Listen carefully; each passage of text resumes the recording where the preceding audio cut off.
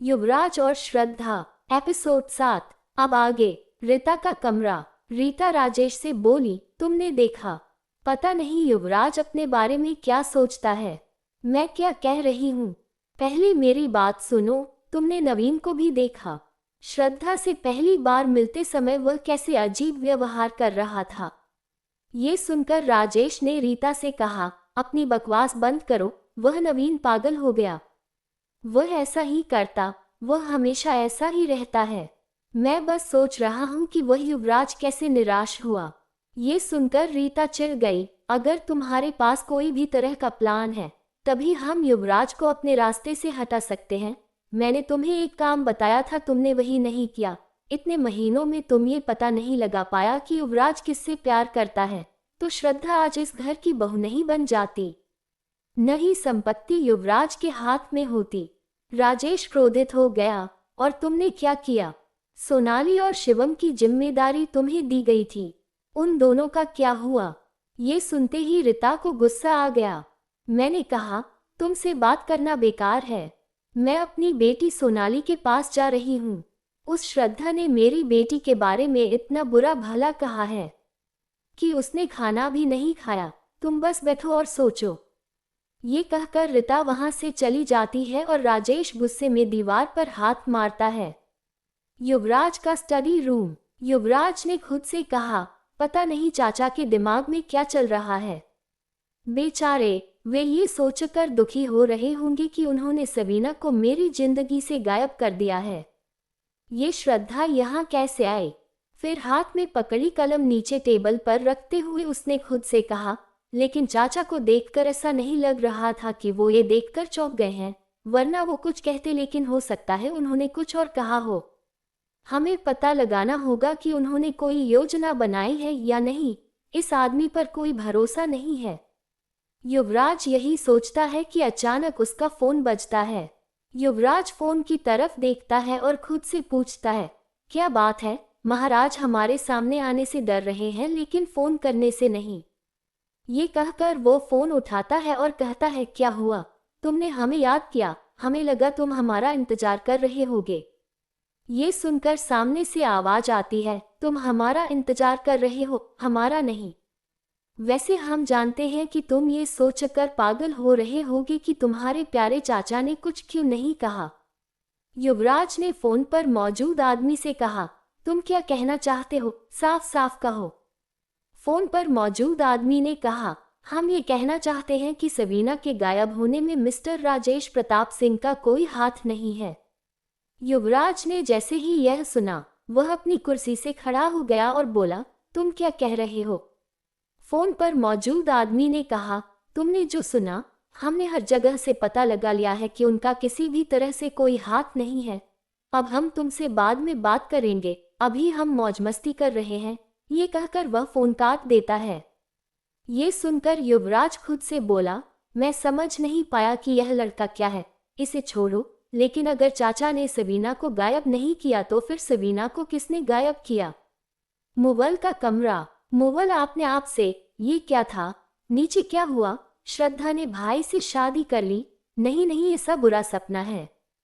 श्रद्धा की शादी हो गई। सबसे पहले उसने शादी की, दूसरे उसने भाई से शादी की। ऐसा नहीं हो सकता। क्या भाई की शादी श्रद्धा से हो सकती है? इसके बारे में नहीं पता। नहीं, भाई को शायद ही पता होगा, लेकिन भाई को नहीं पता होगा, ऐसा संभव नहीं है। अगर भाई को पता भी होगा तो वह श्रद्धा से शादी करेगा, लेकिन श्रद्धा भाई से शादी नहीं करेगी। नहीं, ऐसा संभव नहीं है।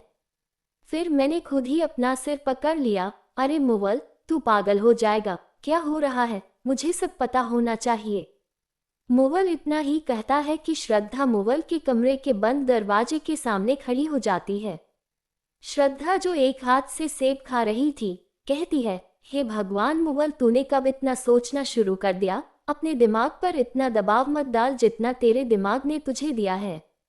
भगवान न करे कि वह भी खत्म हो जाए। वैसे तूने मुझे बताया नहीं कि तू प्रताप परिवार से है। ये सुनते ही मुवल श्रद्धा को अपने कमरे में ले आया, गुस्से से दरवाजा बंद करते हुए। ये सब क्या है? क्या ड्रामा चल रहा है? तेरी शादी हो गई? कैसे?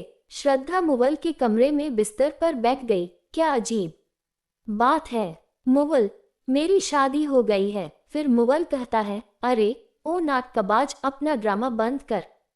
साफ साफ बताना, तुम्हारे और हमारे भाई के बीच क्या झगड़ा है? श्रद्धा ने मुवल से कहा, क्या देवर जी, आप ऐसे कैसे हैं? तुम कह रहे हो कि तुम अपने भाई के लिए खुश नहीं हो कि उसे इतनी संस्कारी पत्नी मिली। ये सुनकर मुवल श्रद्धा को ऊपर से नीचे तक देखता है और कहता है, तुम संस्कारी पत्नी वाला अध्याय बंद करो और मुझे साफ साफ बताओ कि क्या बात है। मुवल की बात सुनकर श्रद्धा ने कहा, मेरी बात और सुनो, मुझे मजबूर मत करो। मैं तुम्हारे भाई से प्यार करती हूँ और तुम्हारा भाई मुझसे प्यार करता है।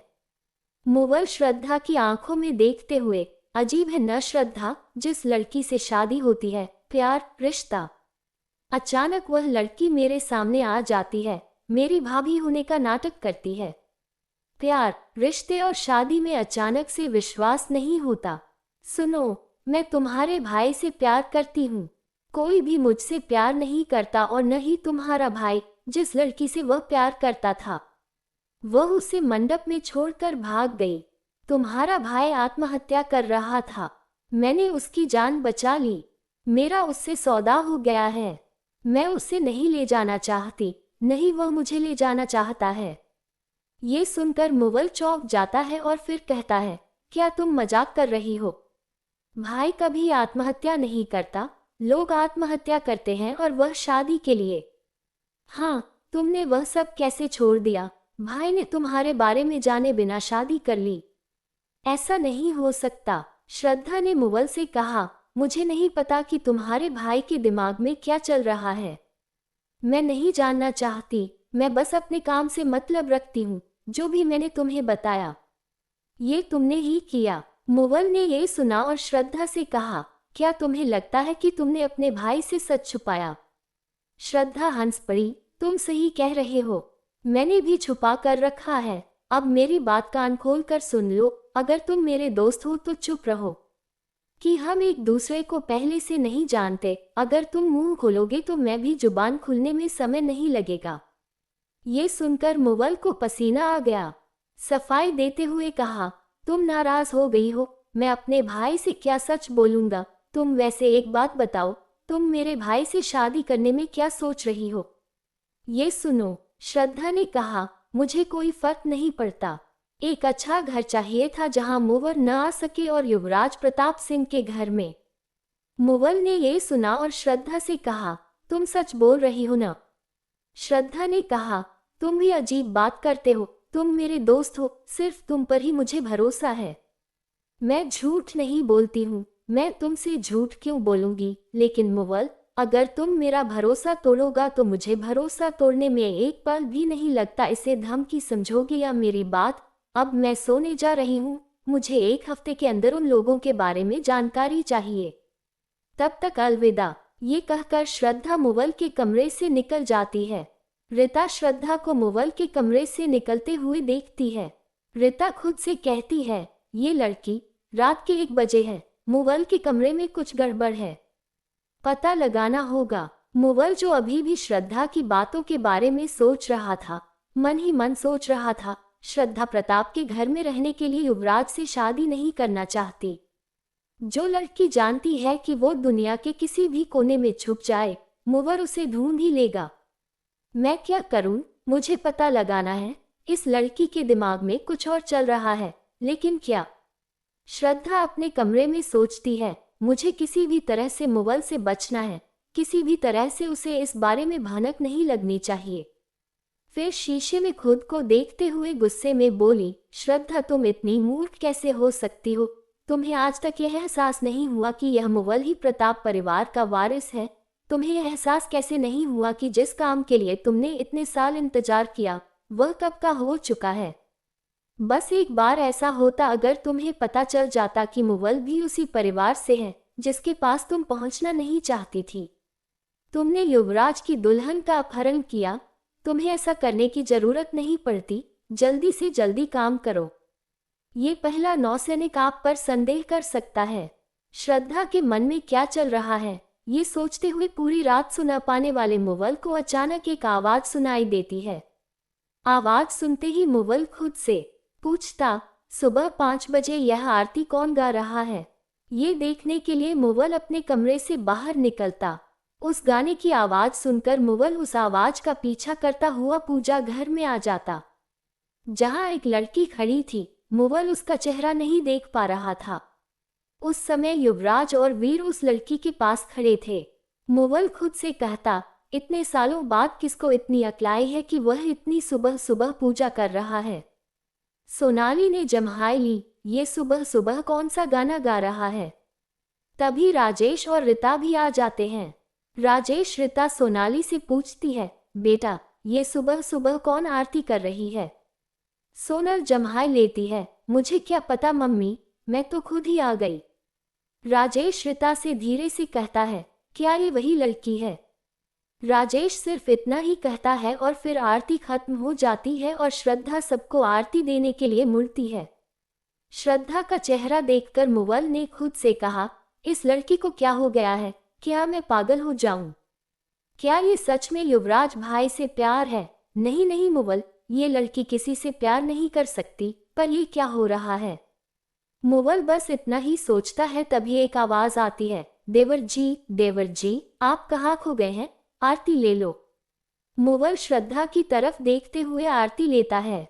वही वीर श्रद्धा से कहता है, आज बहुत सालों बाद इस समय आरती हुई है। पहले जब युवराज की माँ थी तब इस समय हर रोज आरती होती थी। श्रद्धा, तुम्हारी आवाज बहुत सुरीली है, हमें ऐसी ही आरती पसंद है। तुझे ऐसा करते देख मुझे युवराज की माँ की याद आ गई। फिर रीता की तरफ देखते हुए, नहीं तो कुछ लोगों के लिए आरती करने का समय 8 बजे का होता है। ये सुनकर युवराज ने दादाजी से कहा, दादाजी उदास मत होइए, अब श्रद्धा आ गई है, सब कुछ पहले जैसा हो जाएगा। युवराज की बातें सुनकर वीर ने युवराज से कहा, तुम्हें आज कोलकाता जाना है। ये सुनकर युवराज ने वीर से कहा, कोलकाता क्या दादाजी, क्यों? वीर ने युवराज से कहा, मिस्टर बनर्जी का अचानक कल रात को फोन आया कि उसे तुमसे बिजनेस के सिलसिले में मिलना है। अब जब मैं बूढ़ा हो गया हूं तो तुम अब हमारे बिजनेस के मालिक हो। वीर बस इतना ही कहता है और फिर राजेश कहता है, पापा तुम ऐसे कैसे कह सकते हो, मैं भी तुम मुझे भेज दो। ये सुनकर वीर राजेश से बोला, तुम्हें मौका तो दिया पर तुमने क्या किया? तुम्हें याद है या तुम भूल गए हो? पता नहीं तुमने मीटिंग में उनसे क्या कहा जिससे वे नाराज हो गए। अच्छा हुआ कि युवराज वहां था तो मामला निपट गया, वरना आज हमें करोड़ों रुपए देने पड़ते। इससे नुकसान तो होता। अभी तो तुम्हें अपने बच्चों पर ध्यान देना चाहिए, खास तौर पर सोनाली पर। तो तुम लोग क्या सोचते हो? मुझे नहीं पता कि मेरे पीछे क्या चल रहा है। फिर वह सोनाली के पास आता है और कहता है, जिस दिन मैं खुद को सहने की हिम्मत खो दूंगा उस दिन हमारा इस घर में आखिरी दिन होगा, समझे? ये कहते हुए युवराज आज सुबह 10 बजे की फ्लाइट है और वहां से निकल जाता है। वही युवराज मुस्कुरा कर अपने चाचा की तरफ देखता है और फिर श्रद्धा से बोलता है, श्रद्धा जी चलिए अपने कमरे में चलते हैं। युवराज से कमला काकी बोलती है, युवराज जब तक आप कुलदेवी के मंदिर नहीं जाते हो तब तक आप श्रद्धा के साथ एक रूम में नहीं जा सकते हो। कमला को बीच में टोकते हुए कहता है, अरे आंटी आप हमेशा उल्टा ही क्यों सोचती हो? मैं अपनी बीवी से पैकिंग में मदद करने के लिए कह रहा था। फिर श्रद्धा से कहता है, चलो श्रद्धा जी। मुवल ये सब देखकर चौंक जाता है और फिर खुद से कहता है, मैं पागल हो जाऊंगा, ये लड़की क्या कर रही है? मुवल तुम पागल हो जाओगे, तुम्हें जल्द से जल्द पता लगाना होगा कि क्या चल रहा है। मुवल यही सोच रहा होता है कि तभी कमला काकी बोलती है, अरे मुवल बेटा तुझे क्या हो गया? जब से तू अपनी भाभी से मिला है तू सोच में ही खोया हुआ लग रहा है। ये सुनकर मुवल कमला से बड़े प्यार से बोलता है, मैं सोच रहा था कि भाई कितना किस्मत वाला है जो उसे इतनी प्यारी और संस्कारी बीवी मिली, वरना आजकल की लड़कियां, छोड़ो इसे, तुझसे बेहतर कौन जान सकता है। मुझे जाना चाहिए, आज मेरी एक जरूरी मीटिंग है। ये कहकर मुवल वहां से चला जाता है। युवराज का कमरा। युवराज ने श्रद्धा से कहा, शाबाश तुम बहुत अच्छा गाती हो, यह मुझे मेरी माँ की याद दिलाता है। श्रद्धा बोली, मैंने तुमसे कहा था कि ज्यादा चिंता मत करो। श्रद्धा अपना काम अच्छे से करना जानती है। चलो ये सब छोड़ो, तुम मुझे यहाँ क्यों लाए हो? युवराज बोला, देखो मैं आज कोलकाता जा रहा हूँ। मुझे लगता है दादाजी मुझे वहाँ भेज रहे हैं ताकि वह तुम्हारा टेस्ट ले सके। इसलिए याद रखना, तुम्हें ये टेस्ट जीतना है और चाचा चाची से दूर रहना है। ये सुनकर श्रद्धा खुशी से सोफे पर बैठ गई। चिंता मत करो, मुझे तुमसे ज्यादा इस परीक्षा को पास करने में दिलचस्पी है। ये सुनकर युवराज ने श्रद्धा से पूछा, तुमने क्या कहा? मेरा मतलब है, अगर मैं फेल हो गई तो मैं तुम्हारे इतने पैसे कैसे चुकाऊंगी, इसलिए मुझे चिंता करनी चाहिए। युवराज ने श्रद्धा से कहा, सावधान रहो, तुम रीता और राजेश अंकल और आंटी को नहीं जानती हो। श्रद्धा हंसती है, अरे मैंने तुमसे कहा था, ये लोग मेरे लिए कुछ भी नहीं है। मैंने इनसे भी ज्यादा बदमाश लोगों को सुधारा है। तुम आराम से जाओ। ये कहते हुए श्रद्धा युवराज की पीठ थपथपाती है। ये देखकर युवराज श्रद्धा से कहता है, तुम अपनी हरकतों से बाज नहीं आने वाली हो और अगर तुम्हें कुछ चाहिए तो मेरा दिया हुआ फोन इस्तेमाल करो। ये कहकर युवराज वहां से चला जाता है। श्रद्धा युवराज को देखती है और खुद से कहती है, तुम नहीं जानते युवराज, मैं तुम्हारे घर में रहने के लिए कुछ भी कर सकती हूँ। आखिर मेरे जीवन का इतना बड़ा उद्देश्य है जिसे इस घर में पूरा करना है। मुझे ये परीक्षा पास करने के लिए पहले उस मुगल के बच्चे का कुछ करना होगा। इतना कहकर वह सोचने लगती है। कहानी जारी है। दोस्तों, इस कहानी से हम किसी को भी बुरा या गलत संदेश या राह नहीं दिखाते। आप सभी इसे सिर्फ मनोरंजन हेतु ही देखना। और इस कहानी को पूरा सुनने के लिए आप सभी का दिल से धन्यवाद। चैनल को लाइक, शेयर एंड सब्सक्राइब करें। Thank you watching this video.